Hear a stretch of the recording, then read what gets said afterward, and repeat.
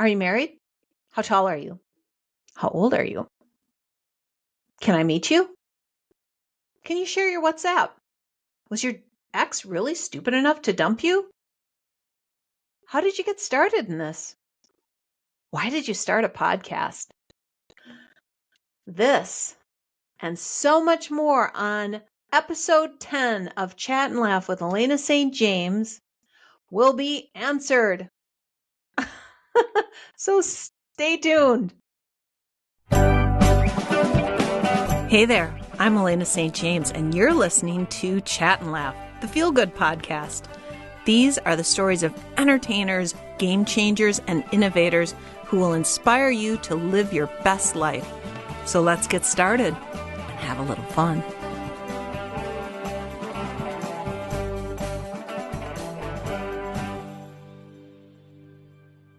Thanks for staying.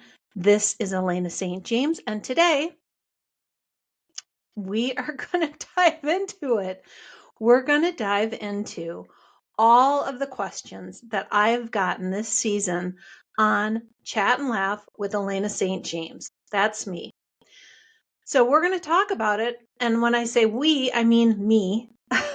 So one of the things that I've heard a lot from, well, not a lot, but I've taken it to heart is when I'm doing the podcast that I talk a lot, and I talk a lot about me, but I have a lot of questions that haven't been answered about me. So, two things. I'm trying, guys. I'm brand new to this whole medium, to this whole public world. So bear with me. Hopefully my skills at interviewing people will get better as time goes by, and I will learn how to do it better. I listened to Strike Force 5 with Jimmy Kimmel, Jimmy Fallon, Stephen Colbert, Seth Meyers, and John Oliver. And they were talking about how hard it is to learn how to properly interview somebody. And I've had no training. I don't have any managers. I don't have anybody that's trying to help perfect my craft, so to speak. So it's all on me. And I'm just a pretty average, in many ways, Midwest mom that got into this quasi celebrity world because of OnlyFans and because I wanted to give myself and my kiddo a better life. And thankfully, it's been very good for me, and it's changed my life for the better. So let's get into it. Let's get into some of the questions that I get asked. And I got asked specifically because I did do some shout outs for my fans on my different social media platforms saying, hey, give me some questions that you would like answered. Now, I get a lot of them. Will you meet up? No, no, I won't. That's not what I'm here for. I am an entertainer, online only. Now, is there going to be some time that perhaps I will be at a trade show? Perhaps that I would meet you, but it would be on here's a handshake, here's a picture, and on with our day. So, and that's something also, if you are listening to this or you're watching this, just know that if there's somebody on OnlyFans, and I'm sure there's exceptions, but I would say overwhelmingly the creators that are on OnlyFans are not going to meet you in person. We're there. So don't ask, because we get in trouble if you ask. Isn't that weird?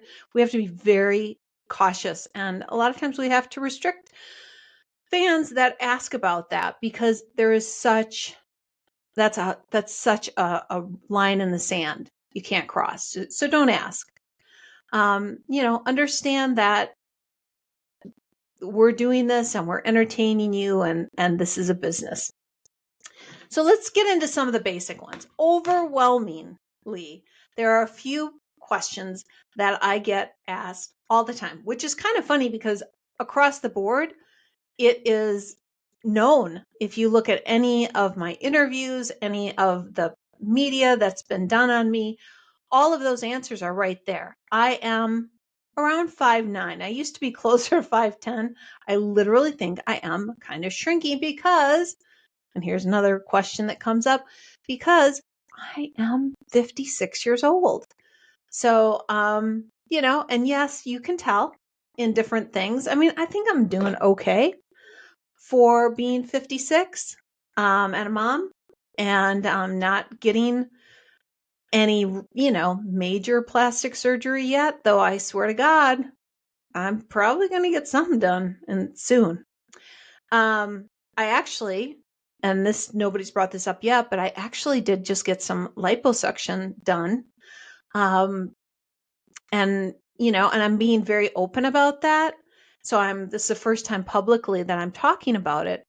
The reason that I did is I love my body.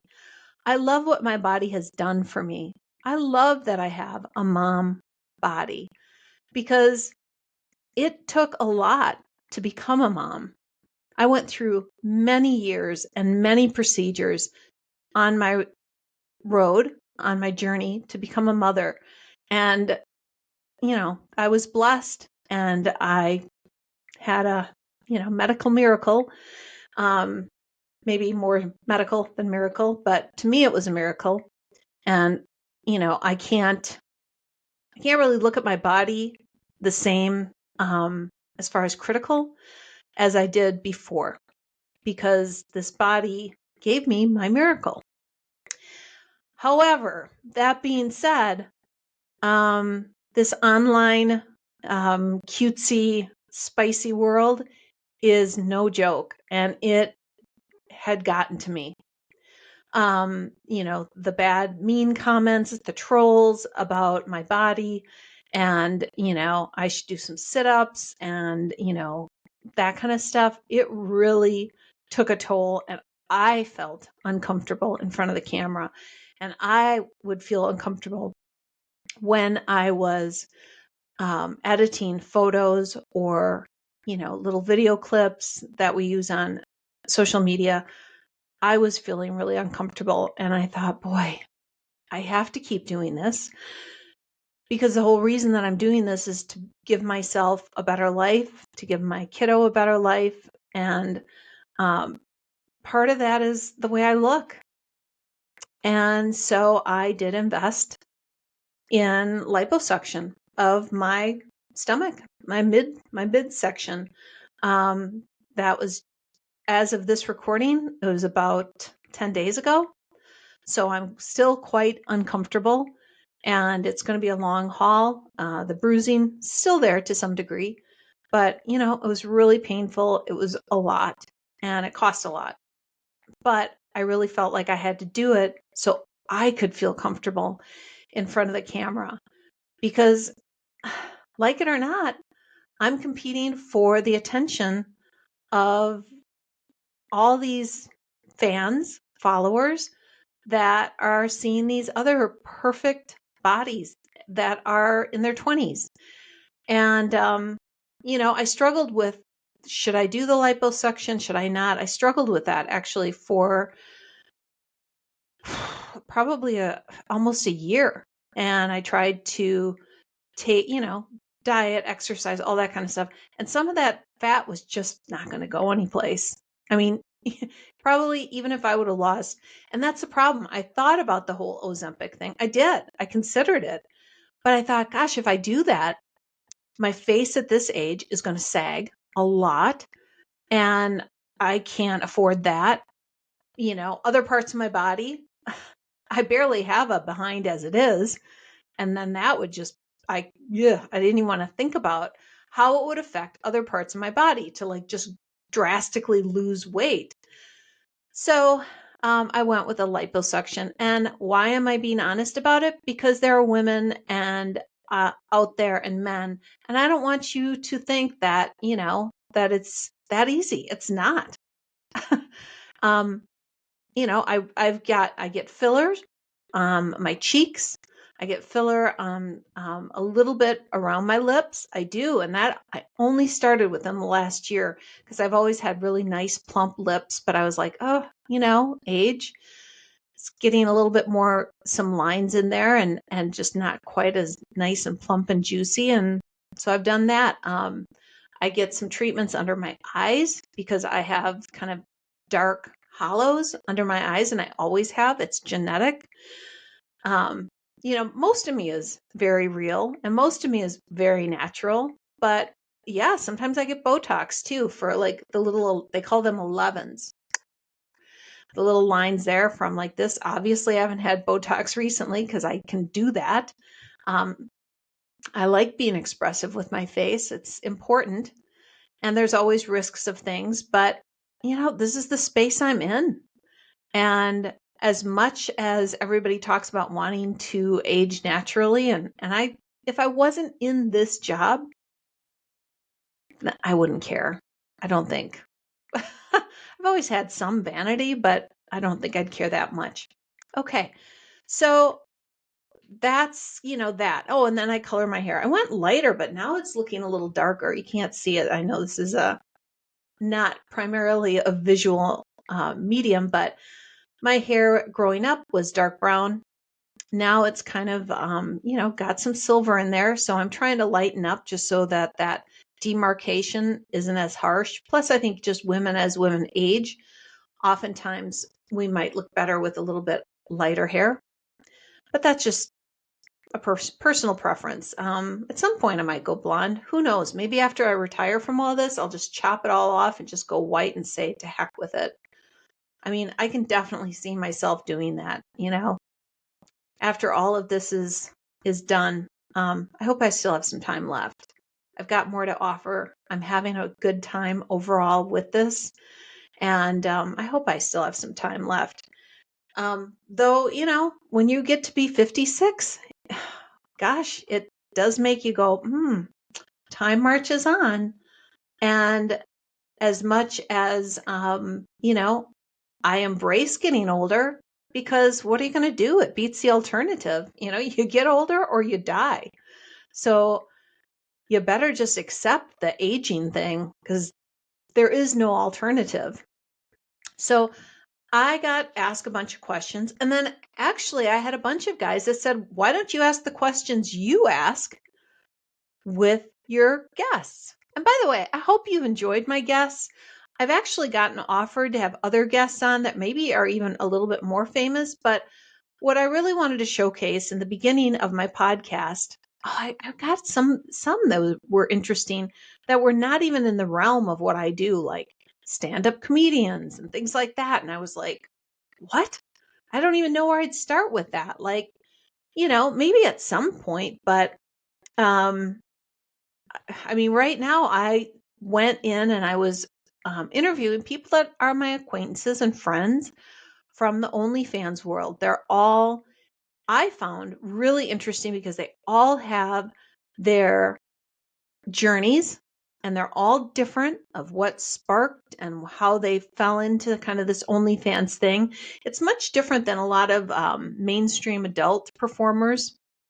I'm sure I know a lot of them have their own stories too, but I would say predominantly from the stories that I've heard with online, or not online, with mainstream adult performers, a lot of them came up with, exotic dancing, or they were very, very young and they, just started modeling, and that kind of went into more of an adult venue.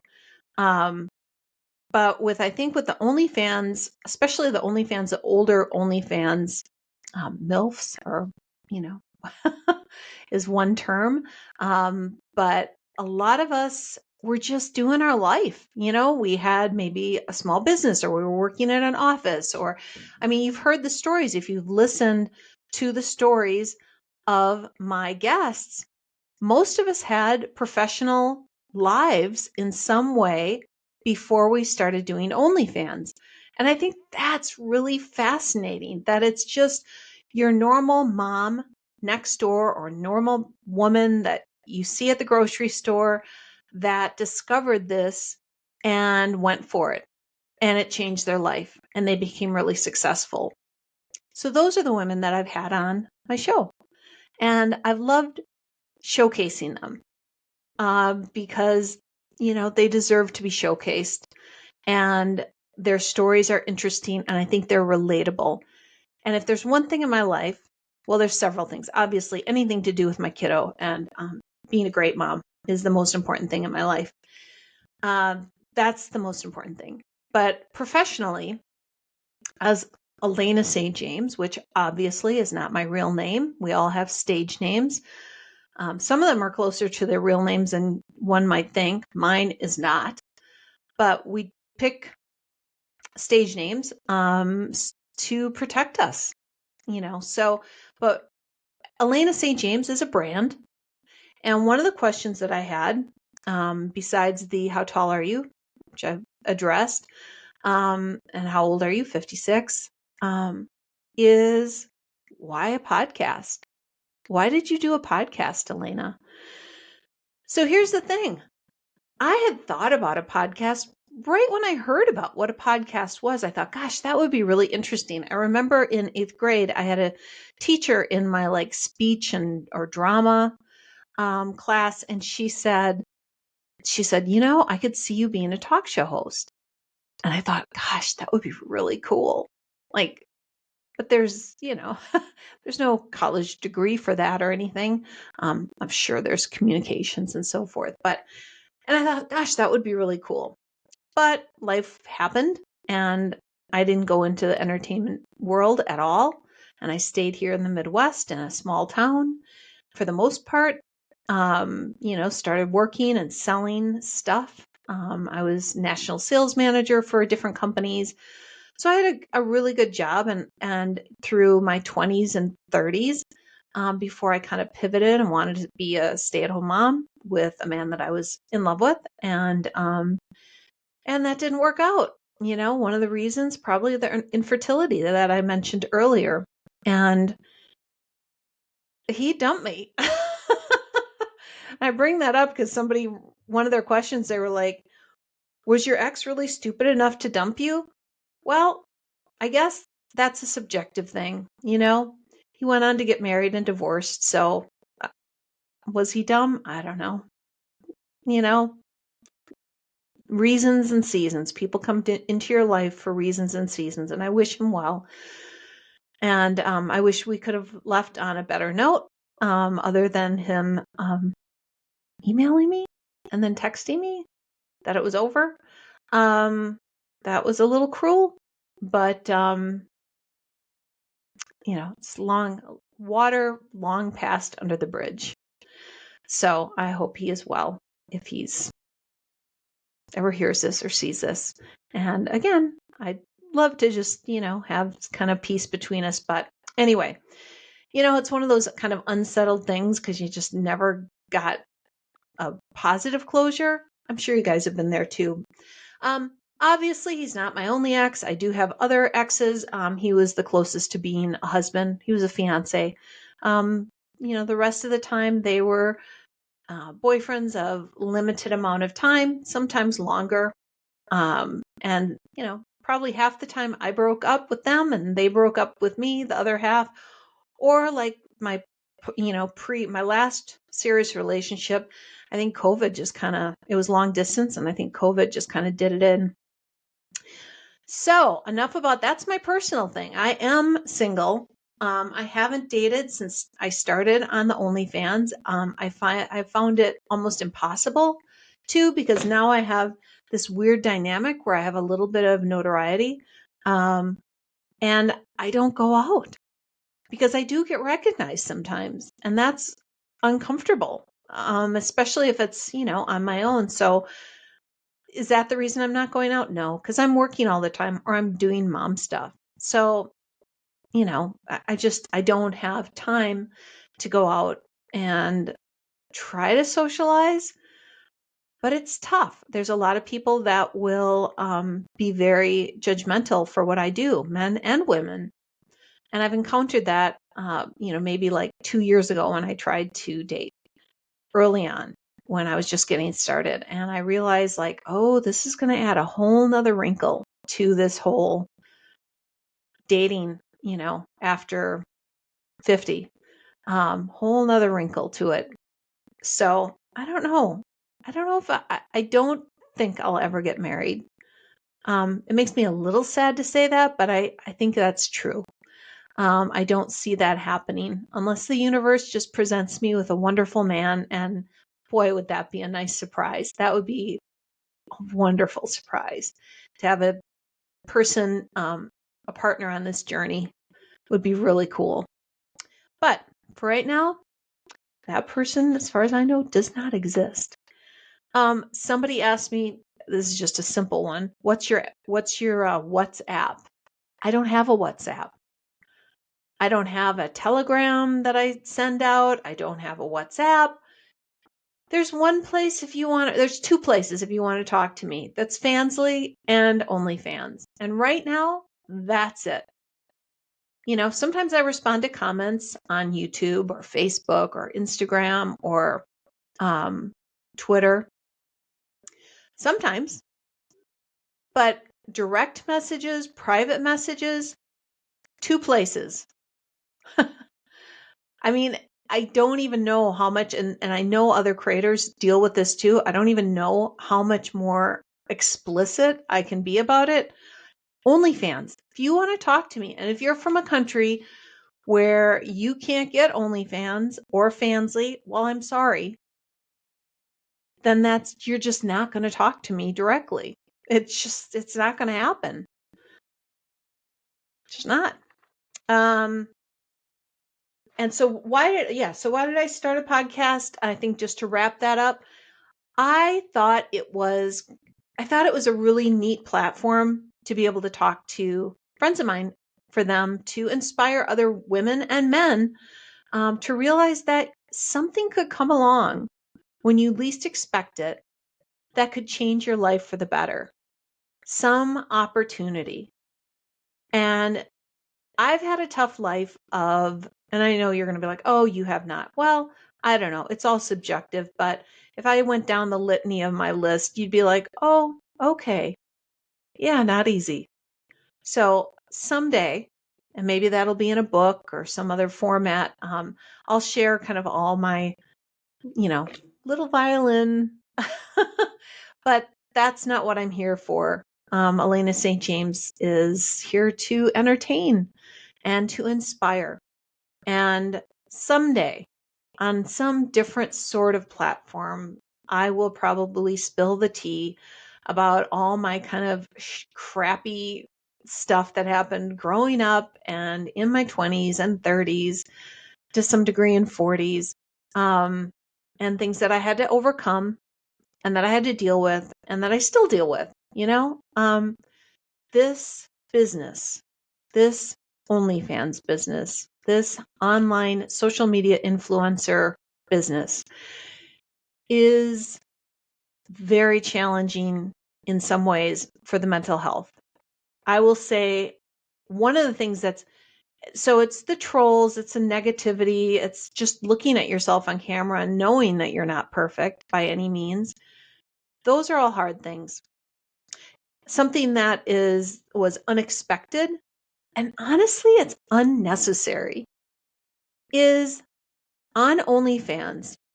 I don't think you guys as fans would know, but we all have what's called percentages.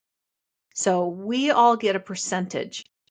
And what it basically means is out of the 3.5 million OnlyFans creators, where do you rank, Elaina St. James? Where do you rank? I don't think there should be anything like that.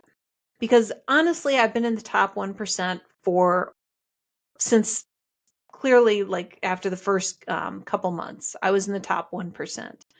That means out of all 3.5% or 3.5 million other creators on OnlyFans, I do better than, what is it?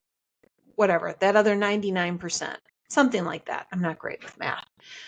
Whatever the case. So I'm up there, and I've gotten close to the very, very, very upper echelon of 0.00. Came very close earlier this year. So those numbers fluctuate. So, they can fluctuate. You can be in 1 month, you can go from being 0.11 to 0.23 to to 0.23. Some creators say that if they're in the 0 point, that they're a 0%. I don't do that because I figured that there's that upper echelon that are 0.01, 0.02, and they deserve to be in that. This is kind of some behind the scenes stuff, though. We're in the weeds here with, so to speak. But so there's this percentage, and I have to tell you, it's unnecessary. There is no reason for it, but it causes so much mental anguish. I mean, literally, the mental health of OnlyFans creators is so negatively affected by that percentage. Fansly has it too.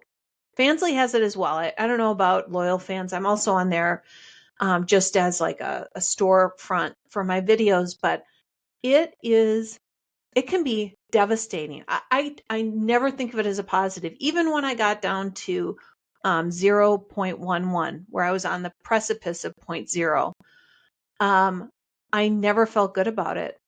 I mean, that felt good. That was like, wow, look at that. My percentage is dropping, or getting better, whatever the case. But I know I'm not alone. I don't know of one creator that hasn't bemoaned this situation. It is really bad for our mental health. So if there's anybody from Fansly or OnlyFans listening, do away with that. There's no reason for it. There is no reason for it.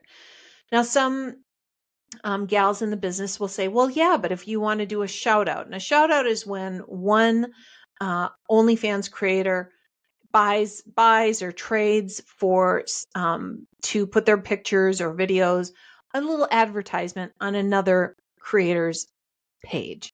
That's called a shout out. So maybe if you're shouting out because obviously you want to do similar numbers, like that would be fair, because obviously if somebody comes to me and they want to do a shout out on each other's pages, and they only have 10 fans and I have 4,000, it's not equal, it's not fair. So you need to have a fair exchange. Or if you're quote unquote buying promo, so you're buying an ad on somebody's page, you kind of want to know, how many fans do you have, what's your percentage, like, but here's the deal. That percentage can be skewed by all the girls that are buying promo. So if they're buying promo for $200, $400 for a spot, and they're paying in it with tips. See, a lot of people don't know this, and I'm not sure how much OnlyFans knows this. This goes on constantly. So they put other girls on their pages, and they pay to be put on those pages. And sometimes you'll see 4 or 5 girls, sometimes more. So you'll see all these ads on there, and that's what they are. They're ads. And think about that. That's for one day. Say somebody's getting paid, $200, $400 for that one ad, for a 24-hour ad. Think about that. That's a lot of money that they're not generating from their fans. They're generating that from other creators by basically selling advertising. And there's no shame in that. But when a creator is paying another creator through tips, then that skews that whole like percentage thing. Then it's like, well, how strong are you with your fans? How strong of a creator are you with your fans? Well, it's hard to say if you're looking at the percentage. So I don't see that there's any reason to have it. I think they should do away with it. I would say mental health of creators would get much better. It's a way to, in my view, it's a way to make creators feel bad about themselves and to get them competitive. It's a nasty habit. It's a nasty thing that's set up. But I find myself, when my percentage is getting worse, I'll feel like, oh my God, it's all over. I catastrophize, they don't need to do it. They could take it away because really, who cares? It's about what money you're making, and we should all be happy about that. And it's a very arbitrary, and nobody knows what this percentage is coming from. So what they could do is do away with it. And if people want to sell promo, then great. How many fans do you have? How many fans do you have? And what's your pending? So for those of you that don't know, as a creator, we have a little line of, the money that's available to us and what is in pending. Pending is the last 7 days of sales, whether that's from subscriptions, video sales, or tips. Okay. So we see what's in pending. Pending means the last 7 days. That gives you all the indication you need to know about, is this person making a lot of money on their page? That would give you an indication. The fan count, how many eyes are possibly going to be on there? There's other ways to do it besides a percentage. The percentage is very arbitrary, and yeah, so enough about that. Back to the questions that you guys wanted me to answer. Oh, are you they wanted to know, I got a bunch about Lucas Frost, who was my first co-star. And what was your experience with Lucas? Well, he was lovely. He was lovely. He was a gentleman. And, for a 32-year-old, mature, old soul, he was great. I thought he was great. I couldn't have asked for a better first time co-star than he was. Now, would I say that all my co-stars have been as good as him? No, I will say not. They have not all been. I mean, three out of the four were great. And the other one was okay until after, and then he became a problem. But it's so funny, this whole world of OnlyFans. I got to tell you that doing this, really, I understand in so many different ways celebrities and how they feel about their privacy, about their security, about people being mean to them online, and about their co-stars, because, they're not all built the same. And yet, if you are mainstream, you know, actor or actress, you can't see anything bad about your co-stars. And believe me, mine have not been horrible, especially like the actual creation, the filming has been fine. Everybody's been great. But I can see now, again, it gives me empathy for actual actors and actresses that maybe had a co-star that they couldn't stand, and yet they're being interviewed by, say, Jimmy Fallon or Seth Meyers or whatever, and they have to be like, oh, and he was wonderful. Sure. And because they have to, especially if it's like a romantic rom-com or something, of course they have to say something like it was great, because it'll tank the whole movie if they say what they really thought. Plus it could hurt them in the industry, and I get that because I see that too. So that's kind of funny how I understand why actors and actresses date other actors and actresses, because nobody understands what you're going through. Because I still have a couple friends that are not in the business, and they have no clue. There's too much to even try to make them understand this business, because it's close to entertainment, but it's not. It's a weird thing. It's just a weird, business. Yeah, and we have to be business people, but we have to be creators, and there's all of that. We wear so many different hats in this business. So when I did the podcast, when I decided to do the podcast, it was actually my publicist that I have, who I had thought about doing it. It always was in the back of my mind, like that would be really fun to do. But I thought, but everybody has a podcast, and it is true. Everybody has a podcast. And when he suggested it to me, I said that to him, and his response is, yeah, everybody has one because it works. So, if we're talking about, has it gotten me any more fame? Has it gotten me any more opportunities? Has it gotten me, more money? But no, no to all of those things. It has brought me none of those things. It has challenged me. It has been a huge learning curve. I have devoted so much time into figuring out a camera, a microphone, why I need a certain microphone, why it needs to be here, why there needs to be a cage here, why there needs to be this foam here, why there's all these things. The background, putting together the background, things that mean something to me, Leaning Tower of Pisa, picture of me and my kiddo when he was a baby, um, the Acropolis, some books that I've read, little Lego thing, Elvis, because I love Elvis. My genie lamp, which is a replica, and I love that thing. It's so cool. I forgot to put the light on back here. Then, and again, sorry if you're just listening to this, my, Elaina sign and my Wonder Woman doll, my Elvis doll, and again, my my pictures of Big Ben and Westminster Abbey or Westminster, and then the Eiffel Tower. Even this big this big plant back here. It was all because I was like, I need stuff behind me because this was my office. It always has been my office, and there was nothing behind me. It was just kind of a blank slate. And from watching other podcasts, they always seem to have stuff behind them. So that was that. And finding a recording software. I use Riverside.fm. Riverside.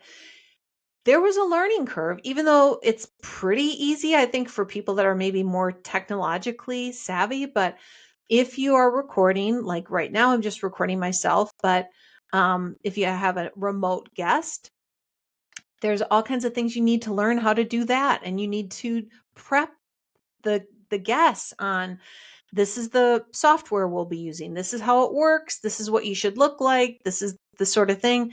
And even so, I've had some of my guests that, maybe their lighting was really bad or their positioning of the camera was not so great, or the microphone. I mean, I was on a pretty well-known podcast. It was not Holly. Holly's has been awesome, Holly Randall, when I was on hers, but it was on somebody else's podcast. I remember that person was so angry with me because I didn't have a really good microphone. They were so angry and annoyed.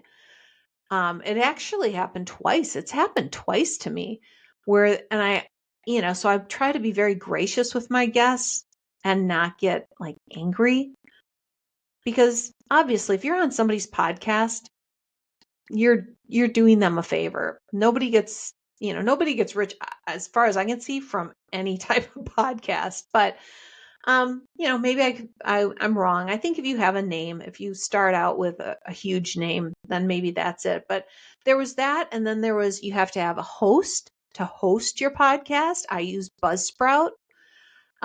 So you need a recording software, then you need a host, you need the microphone, you need a webcam. If your computer doesn't have one, that's great. Mine wasn't.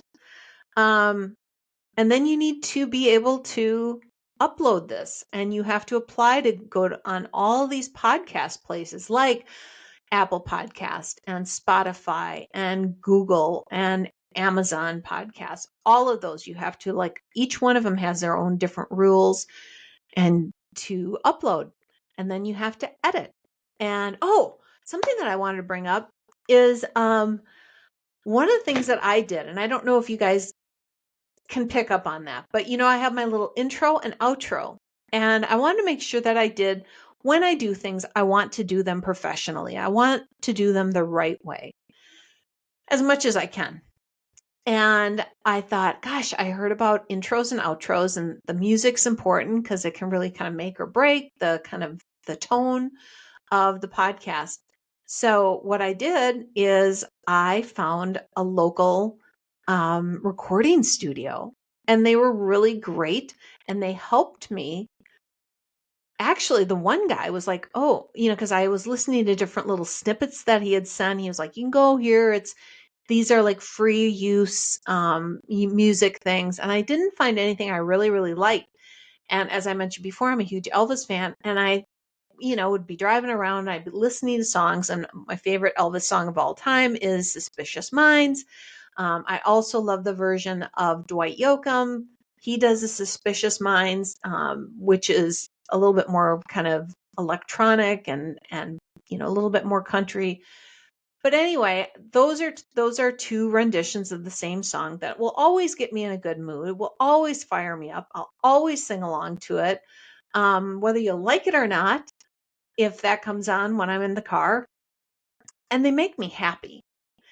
So I told the guy, I'm like, hey, could we work with this? And I worked with him for, I don't know, about a month. And he was inspired by Suspicious Minds, by the Elvis live version for my intro, and with Dwight Yoakam's version for the outro.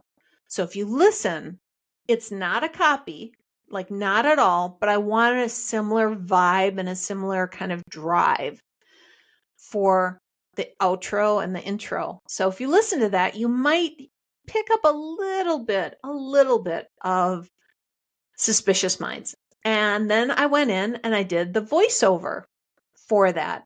Went into a studio, the whole thing. And all of that, also cost money and time. But again, I wanted to do it as, well as possible. So that's how I got into the podcast. My story of how I got onto OnlyFans and became a media influencer is pretty well known, but basically it kind of goes down to this, my origin story, my spark. Because that's usually how I start with my guests. I say, how did you get started in this industry? What was the spark? Well, for me, the spark was February 2021. And I came across one and then another article about this thing called OnlyFans. And these older, and I say older, but they were in their 40s, women that were making a lot of money from the safety of their own home, showing spicy photos, videos, that sort of thing.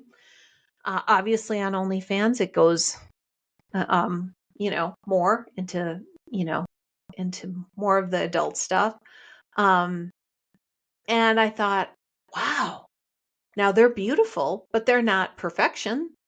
They're, they're nobody that would maybe, stop you in your tracks if you're at Walmart. And I thought, if they could be making over $100,000 a month, wow, my life could be changed if I could make a tenth of that. If I could just make a tiny amount of that, that would change my life and my son's life forever. Maybe not forever, but it would change our lives. And because at the time I was making about $30,000 a year. So I was making about, I guess, what, $2,700 a month. And I was struggling. There was no benefits at my job. I had taken it purely because it was basically an 8 to 5 job so that I could be working while my kiddo was in school. I had sold cars before then. I had sold some other things. And before then, I was an in-home daycare provider because I basically left my whole career to become a mom because I wanted to raise my son. We make choices, and those choices had brought me a lot of personal fulfillment and love that was very important to me, but it's sunk my career. My career in consumer product sales was sunk, and I was out of it for so long. I had chosen to step away from it when I was engaged to the man, and I helped with his law practice. So I really had, sunk my whole career in looking at, being a mom, and it was worthwhile to me, but that's what happened. And when my kiddo got older and was in school, and then it was like, wow, there's a lot that I can't do. And I'm kind of stuck in this location. And, I had run through a lot of my savings. Um, so I just was like, I got to be the best mom I can be. And at some point, I'll have to work, and I'll have to work the rest of my life. And I will probably never get to retire until I can't physically work anymore. That was what I believed my life was. I believed that was what my life would be. My biggest fear was being a burden on my son or society. That made me really sad that I was just kind of scraping by. And I didn't see how I could not be just scraping by in my situation. So I saw this opportunity and I thought, okay, well, this could change things forever, because once you do something like this, it probably closes some doors personally and professionally. So I started researching. And again, think about it. I was making what, say $2,600 a month. And I think that's before taxes, um, at my office job. And I thought, if I could make a tenth, like $110,000 a month, it would be life changing. That would just let me do so much more and give me so much more ease. And I could do it from the safety of my home. So I started kind of part time, and I didn't have any social media training at all. I had zero. I had never been on Twitter. I didn't know anything about Instagram except for I had a puppy at the time, and I was, and I posted some photos of her or something. But I had nothing. I had a Facebook, but that was like purely personal mom stuff, so I had none of this spicy, glammy kind of stuff. I thought those days were over. I didn't even have a two-piece suit when I started on OnlyFans. I didn't have any spicy lingerie. I didn't have anything. I didn't have any, very little, as far as anything, like even slightly provocative for wearing out. I mean, I had some date night clothes because I had dated in the previous 5 years. But that was it. Nothing that was, as spicy as I need to have for OnlyFans or on Instagram. And so I started, and in the beginning, I wasn't showing my face. I just kind of showed from my lips down. And I'll never forget it. April 4th, I got my first 2 subscribers. They were both in their late 20s, and I learned a lot from them. And I asked them a lot of questions. The biggest thing was I couldn't believe why they wanted to follow somebody like me. And they really let me in on the little secret that there's a big niche for guys that really like older women. And I learned about this whole stepmom genre, that of fantasy role play that couldn't I couldn't figure out. And then there's kind of this aunt thing too, and mother-in-law, and sister-in-law, and nurse and teacher. So there's all these kind of little subsets, and I learned all about them, and I started doing, solo role play, um, and really explored my sensuality and my sexuality. At the time, I was 54 and I was exploring this. So the first month, I made $2,000, just under $2,000. And that was eye opening because I thought, oh my goodness, I spend 40 hours. One of my cats is trying to get in. I spend 40 hours a week at a desk.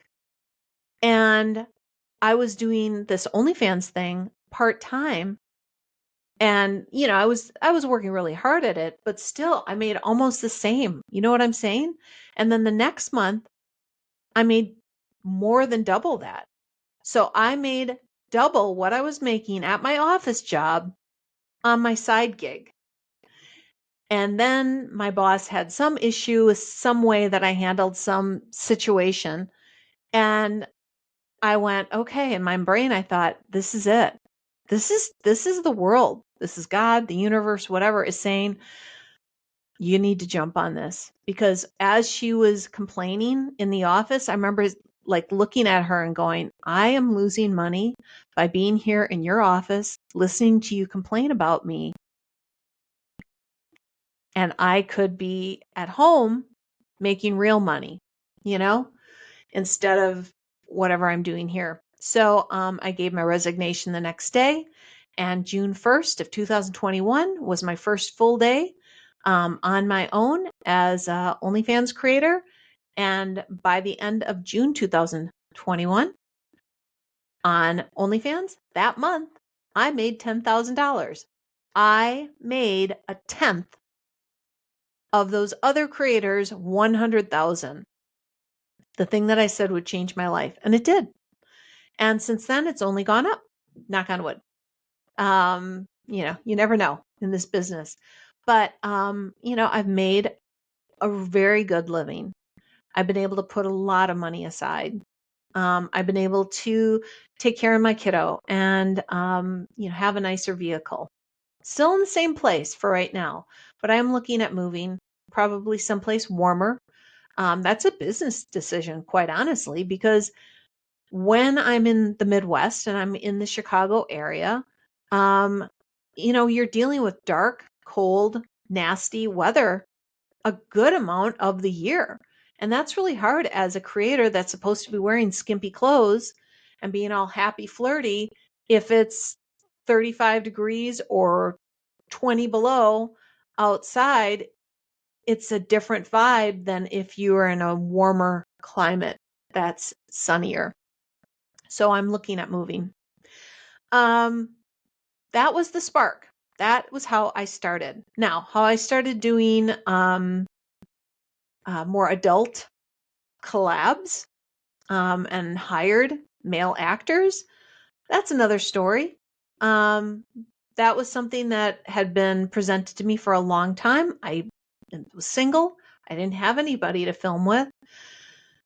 I wasn't somebody that was just going to pick somebody up. It's not my style. But as a business, I knew that there was money being left on the table that I wasn't taking advantage of. So I decided to hire professionals, professional actors to do what they did. And that's what I did.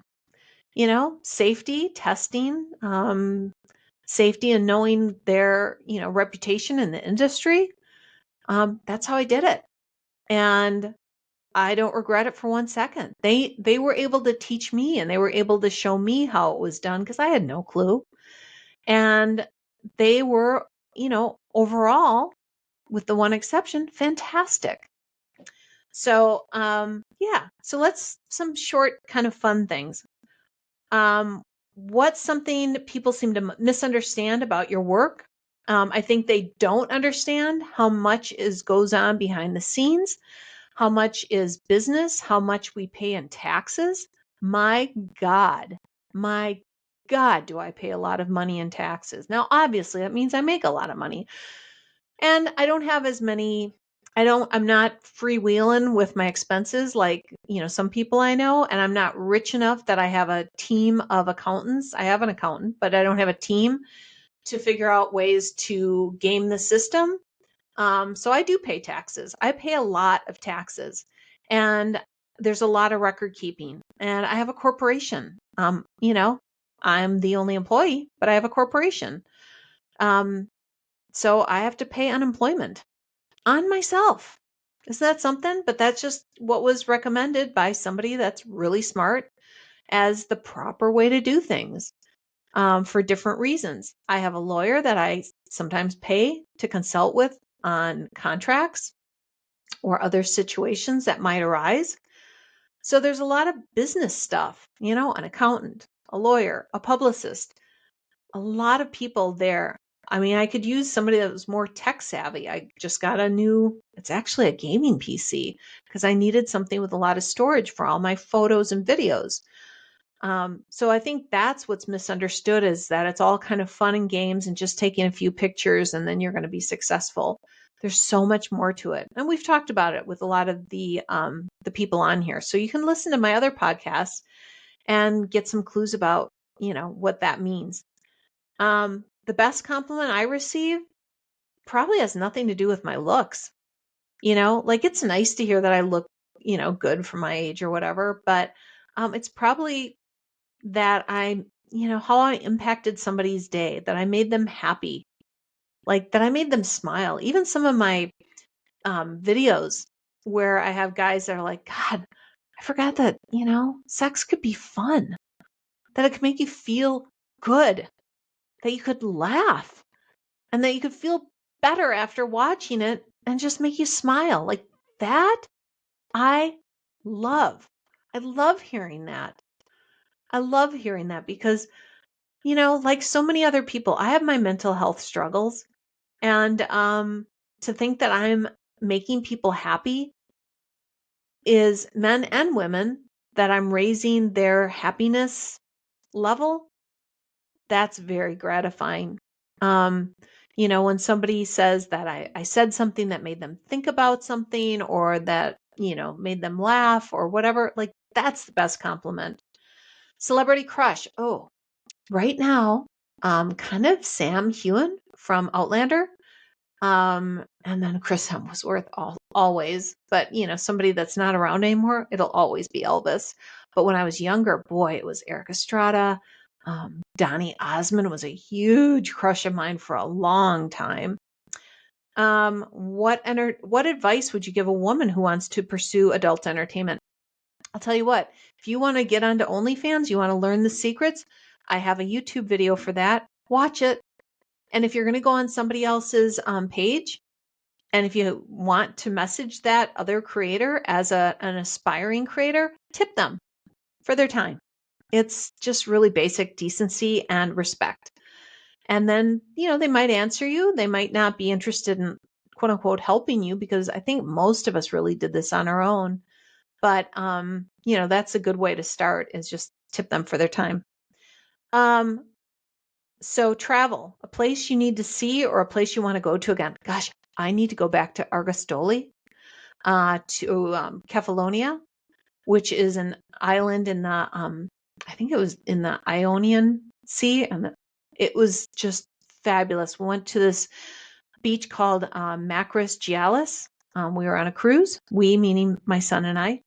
And I love all the Greek islands, but boy, that one and Corfu were two that I thought I really could spend some major time here, because there looked like there were so many other um, beautiful beaches than the one that we went to. And I thought I could really see having a whole week's vacation here on Argostoli. So that would be it right now. I'd love to go to Bora Bora, but I've heard some people that are like, oh, it's kind of boring there. And I'm like, God, I don't know. It just looks so beautiful. God, could you really get bored? I don't know. It just looks so beautiful. Bora Bora is like Tahiti. It'll be a long, long road, a long flight, actually. What brings me joy? When my kid does well, that brings me joy. Um, when I'm doing well, let's face it, when I'm doing well right now, my whole world is kind of revolves around this OnlyFans thing. Favorite TV show growing up? God, I had so many, but you know what? A lot of like those Chips and Charlie's Angels and Dynasty and yeah, a lot. Fantasy Island, Love Boat. Yeah, a Cher. Oh, Cher. Love Cher. Cher was a huge influence for me, a lot. Favorite superhero, Wonder Woman. Linda Carter is still my superhero. Gal Gadot. If I had a superpower, what would it be? I think it would be to fly. I would love to do that. That would be really cool. First concert ever attended, Elvis. Yeah, I was 9. I saw Elvis in concert within the like 9 months before he passed away. Yeah. My mom stood in line for like 8 hours to get us tickets. I still have the ticket stub, and I still remember it. I still remember it. To see him on stage, it's amazing. And I challenge you to figure out anybody else that has a better first concert than that. That one's a hard one to beat. Okay, so we're wrapping up here. guilty food pleasure. I love sweet. I love savory. I love a good cheddar sour cream potato chip. I love pizza. This is why I can't have nice things like abs. If I could listen to one band or singer the rest of my life, it would be Elvis or the Beatles. Hopefully, a combination of those. What's next for me professionally? I don't know, but I would like some other opportunities. So, if you think that I'd be good fit for you and your business, brand ambassador would be really cool, or some other thing. I don't know if I'm going to get into mainstream filming. I would probably like to do one in my lifetime. I think that would be great. But we'll see. We'll see what happens. I thank you so much for listening. If you got through this whole thing of me rambling, thank you. And thanks for being a fan. Thanks for your kind words. I really appreciate it. I don't know what I'm doing half the time. I'm just hoping that I inspire and make you happy. And again, this is Elaina St. James. Thanks for listening to my 10th episode of Chat and Laugh with Elaina St. James. Until next time, bye. Thanks for listening to Chat and Laugh with Elaina St. James. Make sure to follow and subscribe so you never miss an episode. For more about me, go to www.elainastjames.com.